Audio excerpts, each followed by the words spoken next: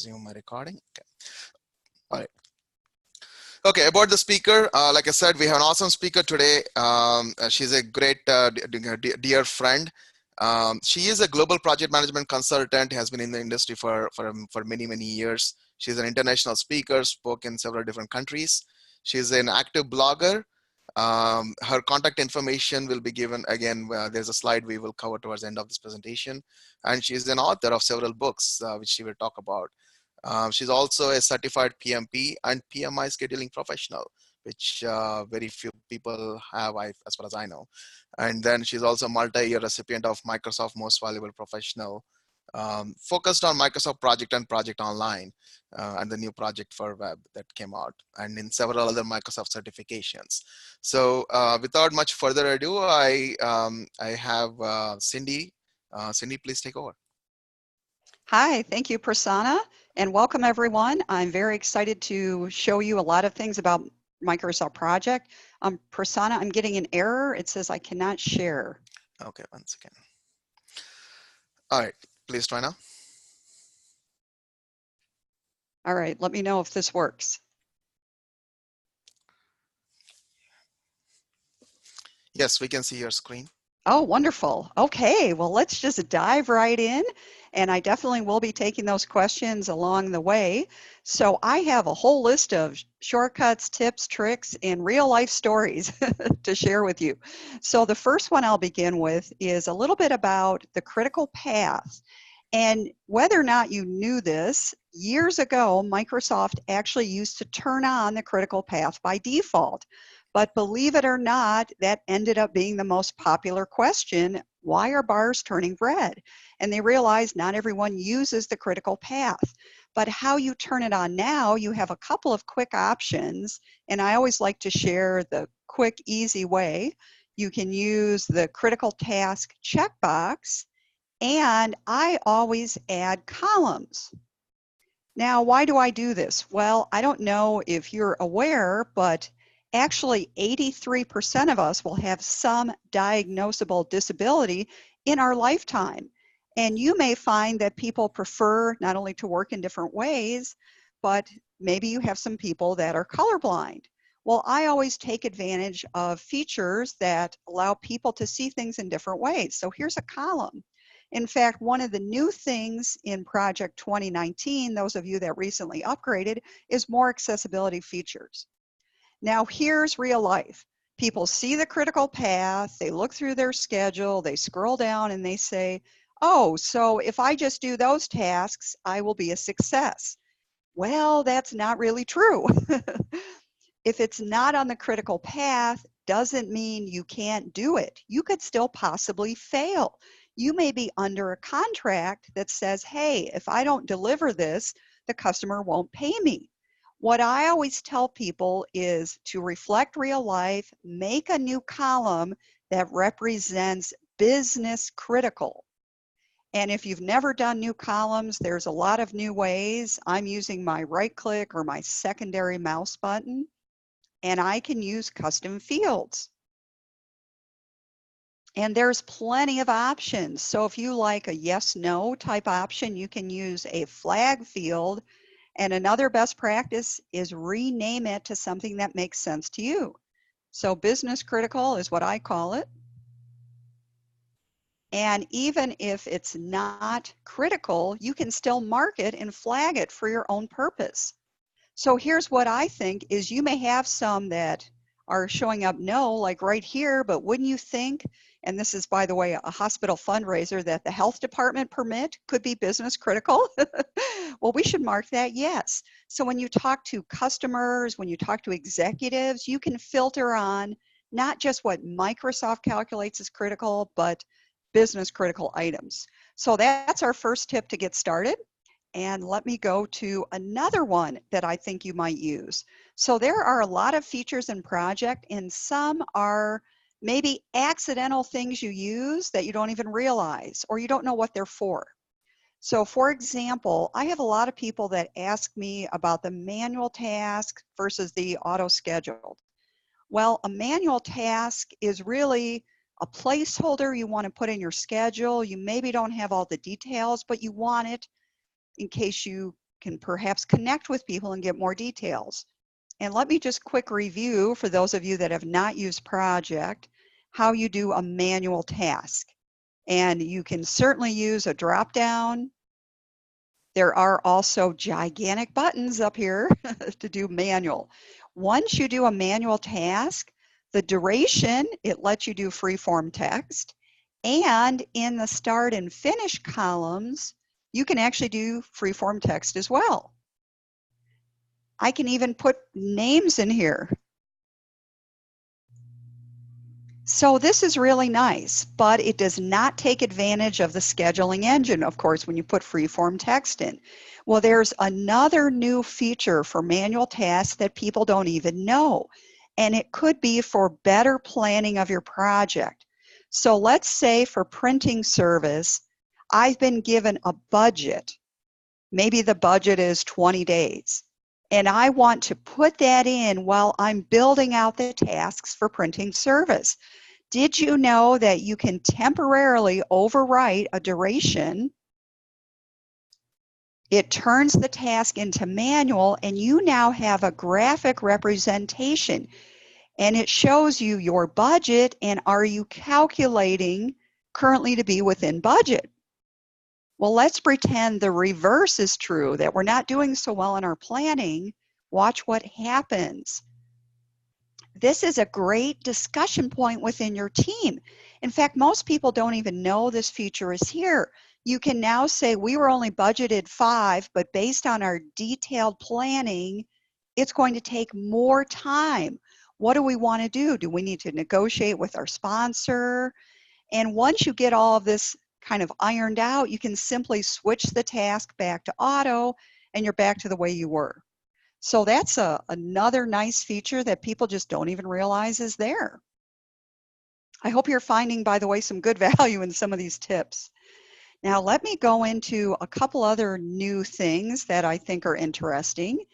And one thing I find out is customers do things the hard way, and I don't know if you're one of those people, but many times I have to communicate with people about critical points in my project. One of the best tips I usually give out is I say you should probably start using deadlines if you've never used those. So you may have internal deadlines, you may have customer deadlines. Why not put those in and you can track against those as you're working? So let's put in some examples. And what it does is let you track a target. So give me a minute to adjust the screen. And you'll see I've got when it's currently calculated, and there's my target. Well, imagine you filtered all of your milestone tasks with their target, and you have an amazing summary to showcase how we're doing. And honestly, that's what I show people. I do not show them every task. I say, here's the key points that you care about. And honestly, if your customer cares about 5 key points, your executives care about 10, just set up a flag field like I showed you a few minutes ago and track against those targets and showcase those items for different audiences. You will find that you will eliminate lots of frustration and stress. Most people don't realize that the scheduling engine will still work even if you miss a target. So let's make things happen. And this could be real life as well. And let me go down to row 20 or so. So let's make something really bad happen. I now have an indicator that, oh my gosh, I've missed that date, but real life, I can showcase what kind of trouble I'm in, and I can try to make up that time if needed. So that's kind of a nice tip. Now, deadlines have another value add that you may not know about, and give me just a moment to navigate to another screen here. So I set up before our meeting a really popular scenario, and I actually have a business case from a company here in Michigan, which is where I'm located, and there was a request by a government agency that there was a company had to make an ice melt system that would deal with an S-curve highway that was very dangerous. And if it had to be installed by October 31st, or there was a $1 million penalty. So think about this. Obviously, the company does not want to miss that date. And many of us have critical, what I personally call do or die date. Well, what you may do in the software is you might constrain that, but you don't have to lock your system down. You can get early warnings about those dates. So let me show you how you might do that. You can put that deadline in.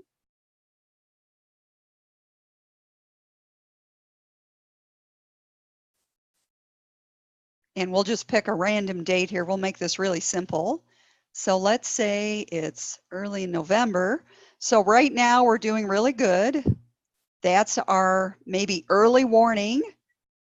But if I really want to lock down and get, obviously if there's a $1 million penalty, I need a warning about the do or die date. I use a deadline in conjunction with a constraint. Now, warning constraints restrict your schedule. So use these kind of sparingly. Don't do a lot of these or you'll end up with lots of extra work on your hands. But one of my favorites is finish no later than. And that's what this company did. They had an early warning, a deadline, about a month before their $1 million penalty was going to hit. And you can certainly do this. So this is the do or die date that I can't go past. Let me pick a date in the future. By the way, lesson learned, you will get error messages and warnings in project. You should probably read these. They tell you that what you're about to do might not be what the software advises. Are you sure? Absolutely. I want to set a constraint. Even though there's links, I really need to be warned. So let me go ahead and see how all this comes together. Now you'll notice there is nothing on the right for the constraint, and that's because I'm okay to finish early. I just don't want to go past that date. So let's change some data. Okay, well, so far we're doing pretty good, but we have missed our target. And you see we've gone past that. We've got a warning. I kind of call this a soft warning. It doesn't interrupt your work, but you can monitor the indicators column and see where you're getting close to being in trouble. But of course, if there's a huge penalty involved, I want the software to interrupt me. That's why I put a constraint in there. So let me go ahead and make a really dramatic change and let's see what happens. And maybe I didn't go quite past my date. Let's see. Well, I should have got my warning message. Let me try that one more time. Usually I get a dialog box, so I may have turned off some warnings. Let me just quick double check. This is where you have to make sure the planning wizard is on. It is on. So let's make sure I set up the constraint properly. Aha, typing mistake. You will realize I only make mistakes when people are watching. This should be a finish no later than, not finish earlier than. And let's just bump this out a little bit. Here's our message. And let's do this one more time. Let's do 100 days. Did I still not go beyond it? I should have received my warning. Well, why don't I pause for a minute, let you gather some questions, and let me do one more test in case there's an issue with this task. So Prasanna, I'll let you gather some questions, and let me just quick set up one more example in case I had a technical issue there. All right, Cindy. So if anybody has any questions, like I mentioned in the chat, please use the Q&A feature. If you're having trouble finding where Q&A is, you can use the chat option as well. Post any questions there. We'll read it out to Cindy and she can answer those questions. There we go. That's the warning I was hoping for. So sorry about that. I had a technical issue on my last file. So the do or die type date, or that $1 million penalty, this is where the software interrupts you and you are in a crisis. So here's what I'd recommend as a takeaway. Use a deadline for an early warning or a target. use a constraint for your do or die date. And you can see the scheduling engine says, I can't honor that. We're in deep trouble. And we have lots of time to make up. So Prasanna, did anything come in with a question? Yeah, we do have one question. So Kimberly says they're using Microsoft Project 2016. Okay. Are these tips and tricks applicable to that version? Yeah, that's a great question. Actually, it will work in 2016, 2013, 2010, back quite a few versions. I think 2007, 2003. Yeah, definitely they will work. The only thing that some of you might have if you go back too far is you may not have these quick check boxes, but usually 2010 or later should have all of those shortcuts. So thank you. Good question. Anything else, Prasanna? So this is a question from my side, Cindy. I know you covered creating manual tasks and easier way to do it. Um, is there a best practice in terms of when to use manual, and do they switch over to automatic at some point in the scheduling practice? Yeah, usually what I do, and let me go back to my other schedule just a moment, is I put a lot of manual tasks at the bottom, like there's a phase 2, a phase 3, and we're still kind of deciding when to do that.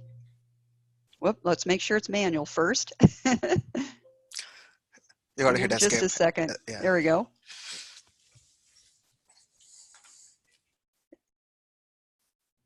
So what I do is if it's just a placeholder or an idea, as soon as I collect the final information, that's when I turn it to auto schedule. And before I start work on that phase, I want to make it auto scheduled. That's usually what I do, but you can always leave stuff at the bottom that you're really not sure, are we going to do that or not? And still baseline and keep tracking fully. But usually best practice is if you want the scheduling engine to run fully, definitely make it all auto scheduled. Does that help? Yes. So that's all we have for now. You can continue. Oh, okay. So let me go into some other cool features that I've got set up behind the scenes here. And this time we'll go to this next demonstration. So let me give you an example. I actually had a customer and I was assisting them. They were in the construction field. They had a general contractor. They had all the subs in the room. And what the general contractor used to do is go around and ask people, hey, how are you doing on that task? And they would say, oh, I'm doing pretty good. Oh, I'm 50% done. Oh, I'm 80% done. Well, once the general contractor left the room, I went and repolled everyone and said, are you guys really 80% done? And they're like, no, we're like 20% done, 15% done. I said, why did you tell the GC you're much higher? And they said, well, because we get paid based on being 75% complete or more. So I told the general contractor asking percent complete is really the wrong question. Before you track progress, you should, first of all, set a baseline so you have variance, and you should ask better questions. Like, have you started the task? How much duration is actually done, and how much is remaining? Here's a great takeaway. Remaining duration or remaining work is forecasting the future of your schedule. So that's definitely important. So first, what I want to do is show you all about baselining. Now, my personal preference is to do baselining in tracking Gantt, but you don't have to. You can do this in any Gantt view you like. The purpose of a baseline is so you can have a variance. So let's pretend our schedule was approved. Let me set a baseline. And now you have the ability to track real life. Well, are you using some of the new features to help you? So here's an example. I have a task. Well, let's pretend things go really well. 100%, all is good. And let's just check my tasks here. Yep, everything's going great. Well, what if things are not going well? What should I do? You can do a couple of things. Instead of mark on track, there is a drop down here, update tasks, and you can put in the information you know. So like I just mentioned, I can ask someone, hey, did you start on time? Great. How many days have you done? Well, let's say that they already worked on this half a day, but they need 2 more days to finish. you can make this adjustment and the software will automatically adjust your whole entire schedule. And even better, you can add notes on this. Anywhere you want, add a note, why was there a delay? By the way, notes can save your job in project management. Here's a tip. I actually was able to get a client to pay a bill because I had a note on a task that they approved a change order by email. And I had a note with the date and information on how to download the email. And that saved a company actually $100,000 versus taking them to court. Now, what else is nice about tracking is here's a wonderful new feature. This is real life. Do you ever have to postpone a task? You can postpone it a week, 2 weeks, and leave notes about why that happened. If a task is in progress, it'll leave the part that's behind in the history, and it'll stretch the rest into the future. And I found this is really nice. And if you leave all the default settings, it'll know that your status date is today's date. And let's say they never started a task. You want to truly forecast the future. You should select anything incomplete prior to today's date, say reschedule it, and it'll shift your schedule and correct the forecast for you automatically. Now, I know how important this is to see all of this, so I actually set up a couple different examples here. Give me a moment to switch to a different demo file. So this one has some progress in place. It has some completed work, and it has one baseline already set. What I think you may need is multiple baselines. So let me tell you why. First off, your project is put on hold for 6 months. Okay, well, tracking to the original baseline doesn't really add a lot of value. Well, there could be another reason why you'd want a different baseline. Maybe you have corporate stage gates. You have maybe initiating stage, planning stage, and you want historical records. You may want to track baseline data, or you have a scope change that you want to track. So here's what baselining does. And by the way, it's on the project tab if you didn't know this. It will take a photocopy of key data. Typically, that data is the start date, the finish date, the duration, the work, and the cost, and puts them in the appropriate baseline field. I already did one. Let me do another baseline. And once you do this, you now can do variance against multiple baselines. So let me stop for just a minute and go to some questions, and then I will come back and do some more demos here. All right. So Cindy, we have some really good questions coming in. So let's start with one. So Brian is asking, earlier you set a deadline, then showed only milestones for a summary report. Yes. So I have two questions about that process. I saw how to add the deadline column. Should the deadline be the same as the finish date? So that's, excuse me, actually a good point. It is your personal choice. So if that makes sense for your schedule, certainly do that. But you don't have to, because if you set a baseline, Microsoft will automatically track variance against the finish. But what some companies have is they have, even though there's a scheduled finish, that is just maybe a rough idea, but they have in a different maybe file a true deadline that's a different target date. So it depends on the business. You may have something that matches the finish, you may not. So I think it's up to you, but I'll show you in a minute how you get variance against the baseline. So thank you. No, good question. So there is also a follow-up question to that. How do I sort the tasks to the tasks to show milestones only with a target/deadline date? Oh, okay. So you can use a couple of great filters, and Microsoft uses a filter dropdown, or I actually use a lot of filters from columns. So let me add like my deadline column into this file. And let's put some deadlines in. So if you happen to know Excel, you know these filters, these auto filters. You can just turn things on and off. So for example, I want no blanks, and it'll find those for you.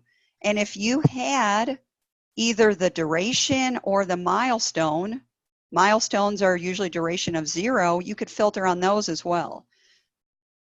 So that's something you can do. Let me find milestones here, and we'll pick all the yeses.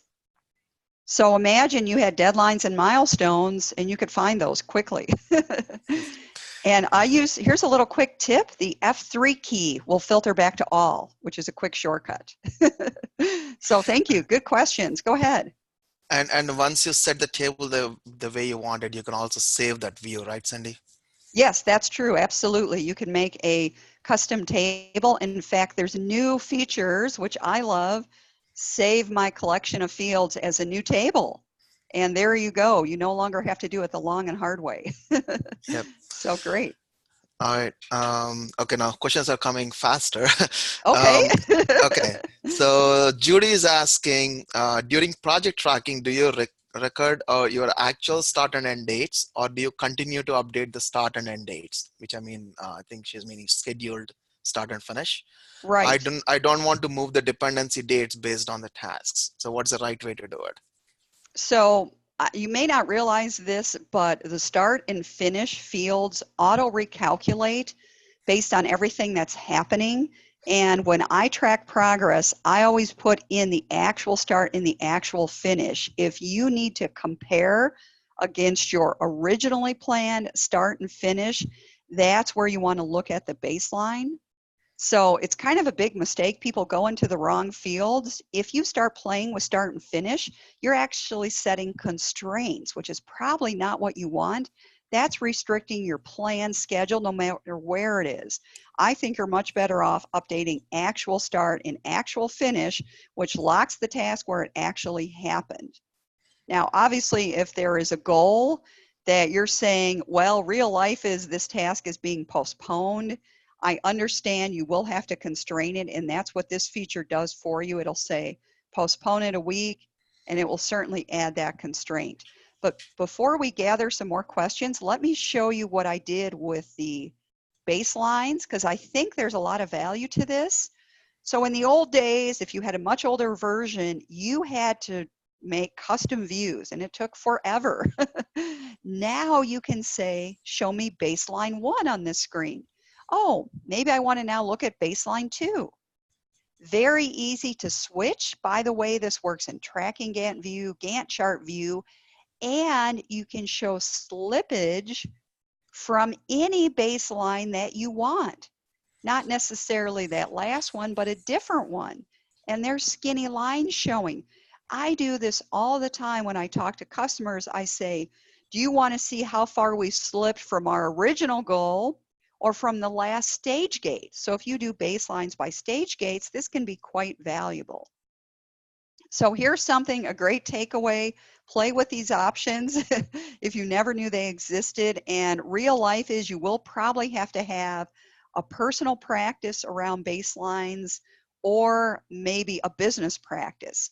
And one more cool thing I did before everybody got on the phone here is I set up a formula because I wanted to know, are we continually getting worse? And this formula, let me hide some stuff to kind of clean up my screen here. I created a formula that subtracted baseline finish minus baseline 1 finish. So my sample company, let's say, has gate 1 at a certain baseline, gate 2 is a different baseline. Are we continually getting worse as I look at different variances? And for my scenario, I wanted to know from baseline to baseline. So Microsoft has its own scheduled finish minus the current baseline finish, which is the original, but sometimes I want more than that. So there's formulas you can do as well. So I think, Prasanna, you still had more questions, but I wanted to wrap up the baseline topic. So back to you for just a minute. Absolutely. So Catherine was asking, can you show baseline comparison methods, which I think you just covered. Yes. So Judy asks, what is the value of variance? How do I use it for reporting? Could you share some reporting examples? Yeah, and there's a lot of new stuff here. In fact, if you have 2013 or later, you have the new visual dashboards and mission critical stuff. I actually use a lot of stuff under in progress. And here is my favorite that the executives love. Here's your milestone report. And of course, I'd have to have some progress on those. But you can use many things in here. Here's project overview are some great ones. And back to report. You probably care about critical or slipping. So let's look at slipping. Here's all the stuff falling behind. And that's a great variance one. Honestly, you may not know this, but you don't have to write a lot of formulas. There is already a duration variance built in. There's a work variance. And that's all, as long as you say baseline, you get all of this stuff built in as fields. Just a lot of people like to see them in more graphical formats. So certainly check out these dashboards. Lots of stuff in here. My favorites are in this category, just so you know. So I hope that helps. If you get lost in reports, click back on Gantt chart and you can get out of that. So good tips. Yeah, good questions. And what else did you have there, Prasanna? Do we have time? I want to be mindful that you want to, so that you can cover all the tips that you had, Cindy. Yeah, should I go to my next section of tips? We have just one more question. Maybe we can answer that and then go on to the next one. Sure. Heather has asked, is there a way to schedule in reverse? Put in a desired end date and have the task auto adjust based on the goal completion date. There is, and there's two ways to do this. There's one that Microsoft kind of gives you, and I actually modify it for real life. So this was actually kind of a pretty interesting question. So I maybe planned this way. The default out of the box is forward scheduling, but what you can do, and this is under project information, is you can schedule from reverse, from a finish date, where you put in the target. So let's pick something. I'm going to go into the future here. And notice, based on that finish date, it calculates the start. But let me tell you, real life doesn't always work this way. A lot of people say that would be the dream world, is put in the finish and it says we should have started like 6 months ago. But honestly, what happens to me on my projects is I'm given a start and I'm given a finish. Now what do? You have to crunch between two key points. I do something different. Let me do one more blank project here. I actually say, here's the start I was given, which is, let's pretend that's today. And let me go ahead and way down here at the bottom, I put in the target I was given with a deadline. This is kind of really cool. So let's pick something in the future. So I know I'm supposed to start this project today, but someone told me we must be done by January 20th. And in planning mode, I fill in all of my tasks. You know, this is really simple, A, B, C, D, so on. Fill everything in with whatever you might like. And let me use some shortcuts here. I've got everything in, and what you do is once you've got your plan together, then you link to the last task and you're instantly notified, did my plan make my target? And if that's not the case, you would be notified as well. So dream world is you could schedule from a finish, and whatever project starts or recommends as a start, you can honor that. My real life experience is I'm given a start and a finish and I have to squeeze stuff in between. This is how I address that. So interesting question. I hope that one helps. Very helpful. We have a couple more questions, but I would rather let you move forward with your tips and tricks, and then we'll come back to the questions. Sure, sounds good. So a couple things that people really get lost on is dealing with a project management task. That's one I'd like to show, and dealing with task types. Those are some of the things I wanted to highlight. So let me go back to the first one, and we'll just jump to the beginning here. So obviously we all do project management, and we should probably include that in our schedule. Well, here's one thing I used to do, which I don't recommend anymore, is I would say, okay, well, project management should probably be about the length of the life of this project. Let's put in 124 days and I'll assign myself to that task. Well, what if your project suddenly goes beyond that? Let me find some tasks here. Okay, so here's some critical tasks. Let me make some changes. Well, here's the problem. Now your project management is done earlier than the project ends. Well, that's not good. You should continue to monitor the project. What you can do instead is do a little hidden trick. And I actually like to set up my schedule a different way. And you are certainly welcome to use any kind of scenario you prefer. This is just what I do. So I might indent all of these items. And what I do is the calculated project is this date. You can use a trick that you might know from Excel. You can copy a start date and do a paste special paste link. Kind of a hidden feature. And I realize you might not be able to see this, but there's a little tiny corner triangle there. And let me find something that's the end of this. Let's copy and go into the end of my project management task and hit paste link again and give it just a moment. It is now the project management task is dynamically connected to the rest of my project. So as I make further changes, I don't know if you saw that really quickly, but it is dynamically updating. So if your project management task should be driven on the rest of the project, you can have this happen. And now it'll automatically extend your time running the project. And this is really useful if you track work hours or cost. So that's a really nice tip I wanted to share. Also, I have some other things I wanted to show you, and people really get kind of stressed out, I hate to say it, with task type. Honestly, in the old days, if you didn't master this, you would be in serious trouble. In the new days, you can really work with out-of-the-box functionality. In fact, when I wrote my last book on Project 2019, I focused on start with out of the box before you get crazy. So out of the box is using this default task type, and I've set up 3 common examples that will probably meet the majority of situations you run across. And also behind the scenes, I set up a couple of resources, and I set up Prasanna, you're going to work on my project, and myself. And let's start with something simple. If you're attending a conference, maybe you attended PMI Global, or you've got another great conference coming up ahead, and your company does duration-based planning. Well, what should I do? I have not reconfigured anything in the system. This is out of the box. I'm going to go ahead and enter 5-day conference, and I'm going to put resources on it, and let's just see what Microsoft does. Start with one person.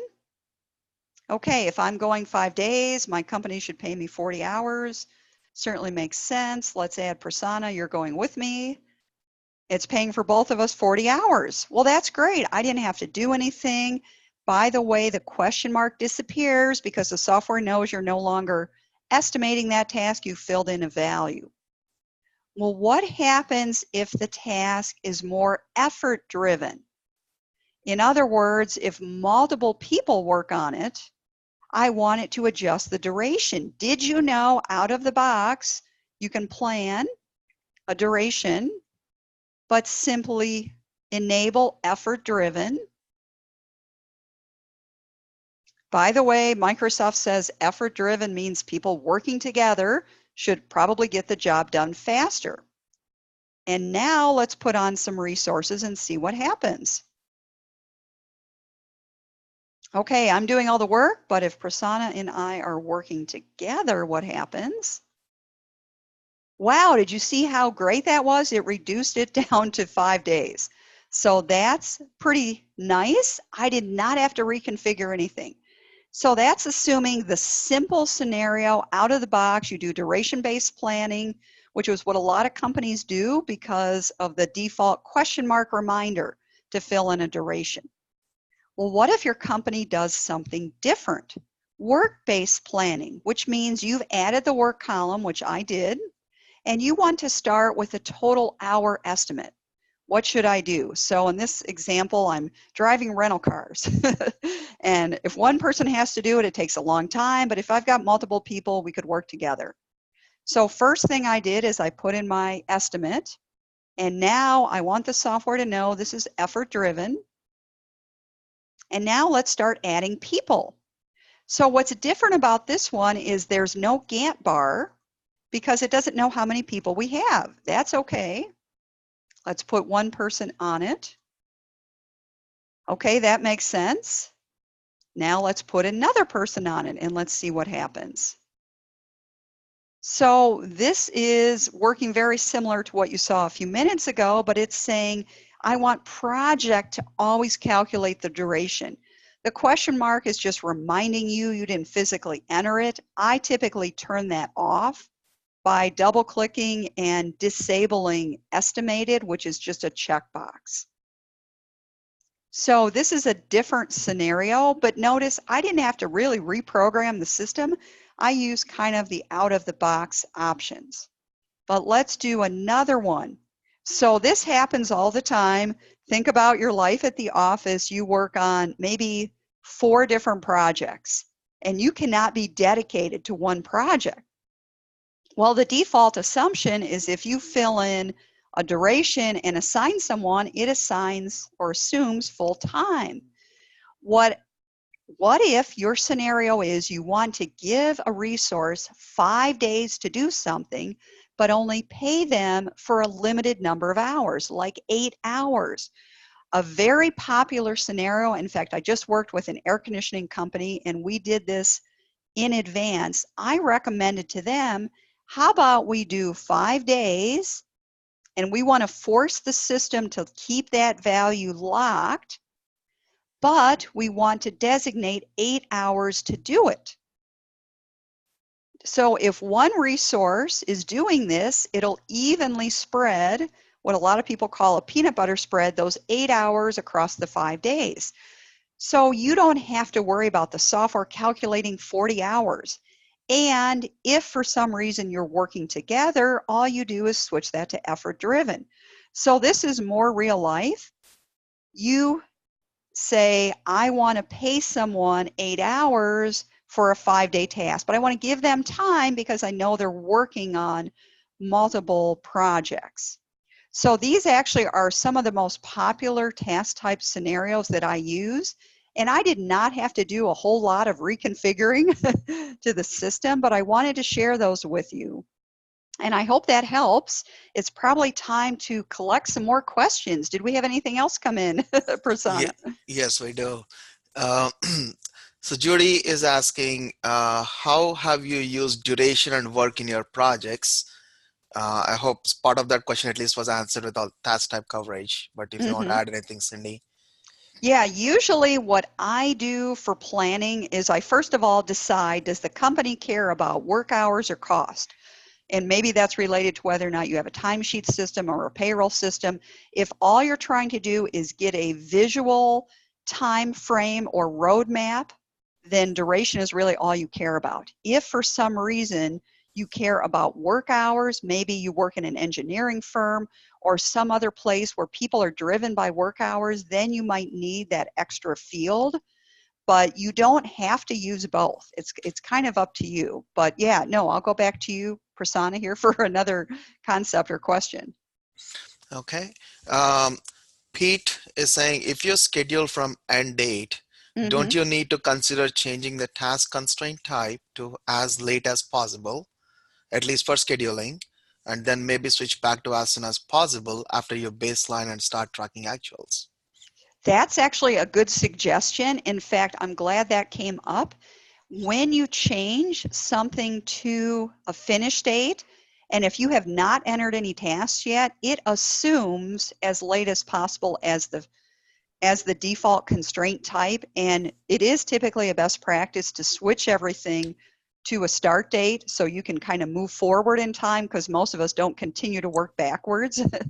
The negative to working with scheduling from a finish date is you have automatically used up all of your delay time. So keep that in mind. You have no more available slack or float. It's been used up. But yeah, I would certainly recommend that. Plan this way and then switch to the schedule from a start date once you're ready to baseline and move forward. So yeah, good concepts. One last question. Judy's asking, can you show things related to resource sheet? Yes. So let me go to a different file, and this is probably a good one. So what I have here, and let me first of all, by the way, here's a nice tip. Outline all subtasks. Will expand everything. So if you have, let's say, a 40,000 line schedule, do not expand and collapse one at a time. That would take you forever. But what resource sheet is a list of all of your resources for the project. I use it for a couple different ways. I use it for named people. So like we could put Cindy and Prasanna back on this. I also use it for placeholders for generic roles or skill sets, or sometimes external vendors, because I may need to perhaps filter or group the schedule based on those people. Now, some companies go even further than this. You could track a conference room. You could track things like sheet metal, batteries, wiring. You could even track something like this, like air travel. I'm on a project right now where we have air travel, and we know the cost varies every single time you buy a flight. If you say cost resource, you can later on add that cost on the task specifically. Let me do a material one. I'm just going to say wiring. And now I have a cost per unit, and you decide what that unit is. You know, is it by meter, by foot, whatever it is you want to measure. And when you assign wiring to a task, you increment numbers.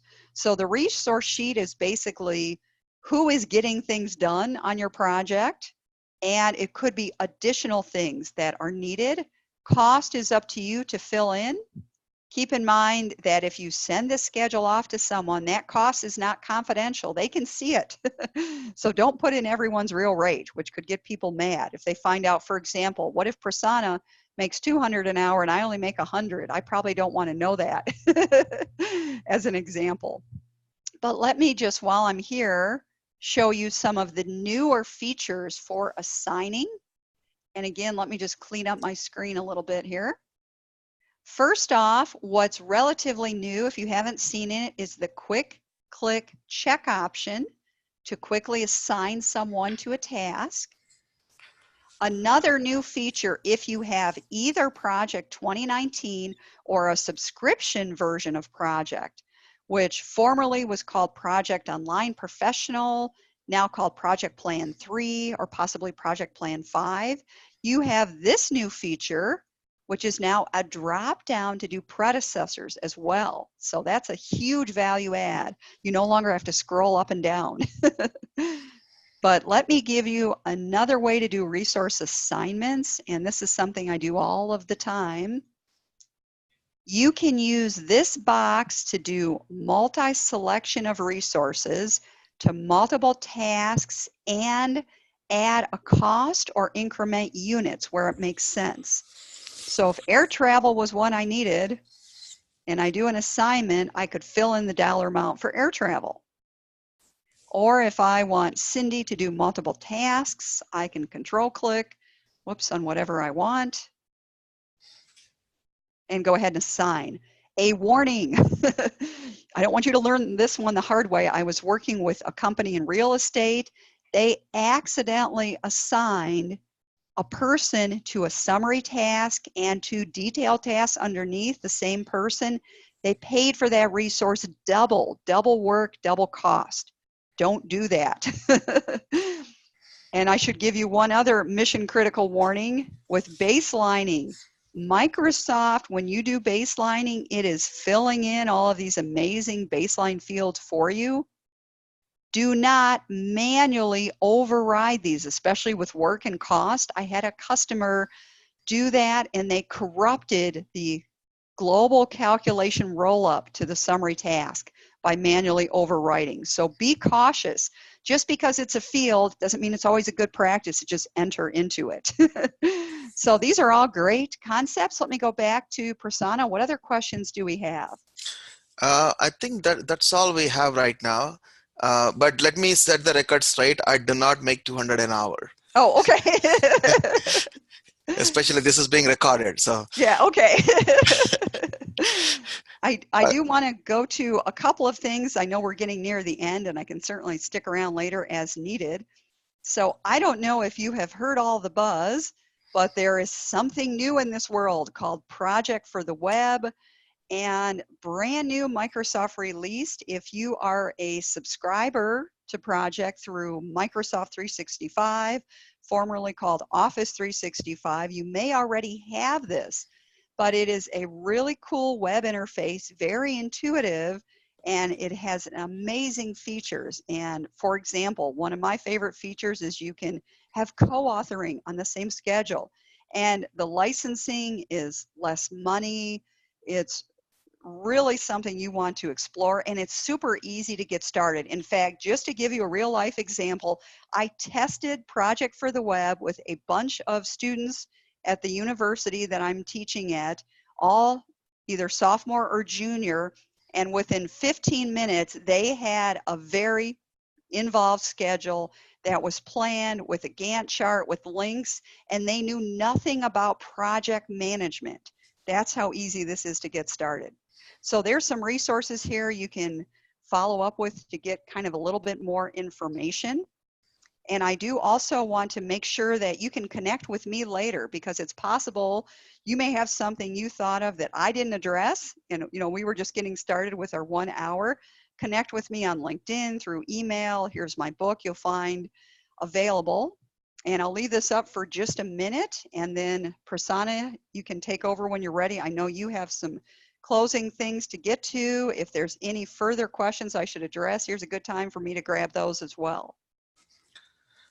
All right. Seems like we don't have any more questions, but we did have a flood of questions which we all answered. So, all right. So let me actually take over the screen. So we will, if anybody did not note Cindy's contact details, and if they need to reach out to us at PMI chapter, and we're definitely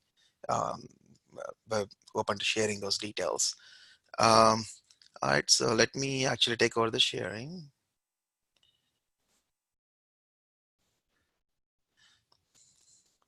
Let me do something on my end here. Does that help? No, you don't have to do anything. It's okay. Okay. All right. Okay. So the thing that everybody is waiting for. So this is a PDU information. Like I mentioned, this is a self-report. So please make sure you note down the course identifier and the PDU claim code. This qualifies for one technical PDU. We will also try and send this out in the email for all the people who have attended today. Like I said, this session is being recorded, so we will figure out the uploading logistics and send out a link to everybody. Hopefully we can also post it on the PMI chapter website. Once we close this webinar, you will be redirected to a survey. We will, again, we'll also send that survey through email. So we really, really appreciate if you take just 2 minutes. It's only 5 questions, if I remember correctly. That will really help us in setting the tone for the upcoming webinars. And with that, Cindy, thank you so much for your time, taking the time out to walk through all the tips and tricks. As you mentioned, this is an ocean, so there's a lot of things that could be done with Project and a lot of things that could be learned. So everybody on the call, feel free to connect directly with Cindy for any further questions or assistance. All right. You're welcome. Thank you, Prasanna. Thank you. With that, we are over and out. Thanks, everyone.